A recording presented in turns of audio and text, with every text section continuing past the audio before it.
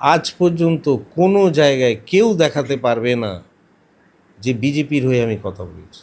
কারণ বিজেপির মিডিয়া পার্সনে দেখবেন, আপনারা যে কোনো আলোচনা সভায় দেখবেন, বিজেপির মিডিয়া সেল থেকে একজন আলাদা রিপ্রেজেন্টেটিভ থাকেন, তিনি সেই কথাগুলো বলেন। আমি তাদের সঙ্গে কোনো ধরনের আওয়াজ মেলাই না। কারণটা কি? আমার যদি বায়াসনেস থাকতো, সেটা তো আগের থেকে বোঝা যাবে। একটা মানুষ বায়াস কি বায়াস নয়, সেটা তো আগের থেকে বোঝা যাবে। এবং এর যথেষ্ট যা বলার আমি কোর্টকে বলেছি, এবং তারা কি ভেবেছেন সেটা তারা বুঝবে, আমি বলতে পারবো। স্যার, সেই সময় আপনি বলেছিলেন যে পার্থ চ্যাটার্জির ব্যবহারও আপনার সাথে যেটা করেছিলেন সেটা খুব খারাপ করেছিলেন। অত্যন্ত খারাপ ছিল, শুধু নয় দুর্ব্যবহার ছাড়াও আমার ব্যক্তিগতভাবে বহু টাকা লস হয়ে গেছে, ফিনান্সিয়ালি আমাকে লস পেতে হয়েছে।